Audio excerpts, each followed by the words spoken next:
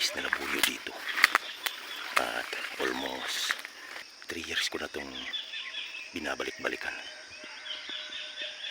Ayun. Itong labuyo na ito mga kanter ay sobrang tanda na rin at napakawais. Halos ubos na yung mga pangati namin sa labuyo na ito. Yan, dun sa baba. Subukan lang natin dahil sobrang wais.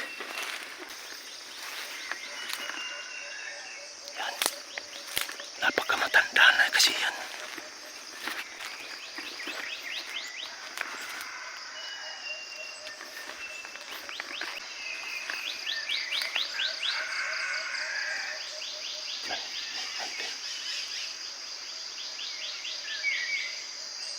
Diyan sa Tumitilaw. Diyan ay papasukin ko yung masusukal na yan mga kanter. Yan. Pasukin ko muna yan mga kanter at doon tayo maghanap ng masikapan natin. So update ko na lang kayo mamaya mga kanter. Yan kanter. Tumitalaw din yung ating pangati. Diyan lang sa may loob ng sagingan na yan.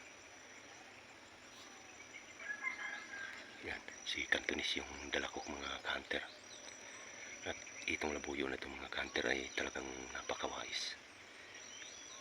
So, yung kasama ko pala ay andyan din sa kabila. Diyan. Ako naman ay inabangan ko lang dito at baka dito rin pumunta yung wais na labuyo.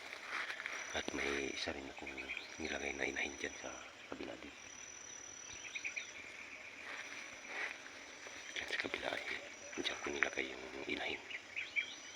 Napakawais na labuyo yan dahil kahit anong gawin namin ay hindi sumasagot sa pagtilaok. Ito napakawais talaga. Kapag andyan na kasi yung pangati namin ay di na sumasagot ng tilaok, kaya ang labuyo na ito ay nahihirapan kami sa paghuli mga kanter. So siguro marami din naman nakaranas ng ganitong klaseng labuyo na sobrang wais. Diyan at hindi na ako nakapag-video kanina dahil alam ko din naman na itong labuyo na ito ay walang kasiguraduhan na lalapit sa mga pangati namin.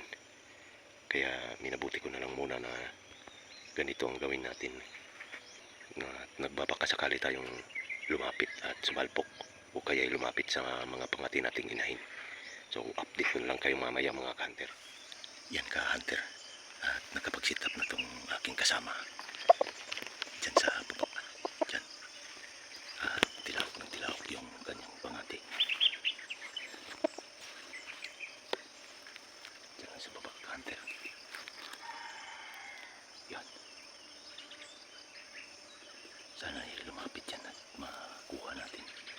Napakamatanda ng klaseng labuyo yan. At talagang napakawais. At sana sumalpok sa pangati naming malaki.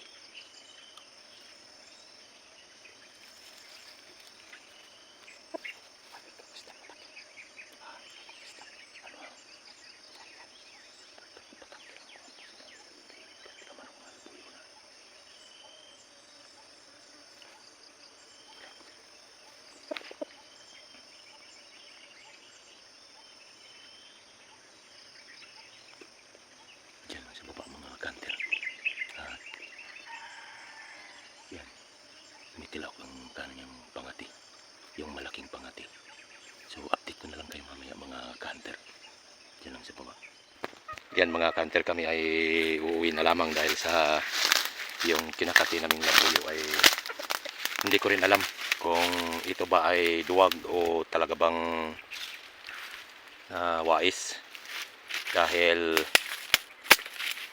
itong labuyo na ito mga kanter ay almost 3 years na naming binabalik-balikan nitong labuyo na ito dito sa area pa rin namin. So napakatanda na ang labuyo na ito mga ka-hunter. At kanina naman ay dinalhan na namin ng 2 pangating tandang at saka 2 inahin, pero ayaw pa ding lumapit mga ka-hunter. So itong labuyo na dito sa area namin ay grabe talaga, sobrang kunat talaga. At yan ang aking kasama, oh. Nangunguha ng palya. Yan, oh. Daming kuha naming gulay, yung palya. Dahil sa hindi namin nahuli yung target naming labuyo dito, ano.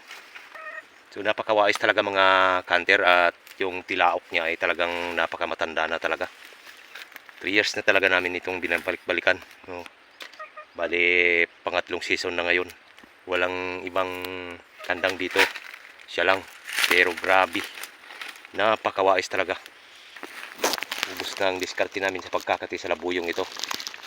So hindi ko rin alam kung hayaan na balang namin dito sa area na to.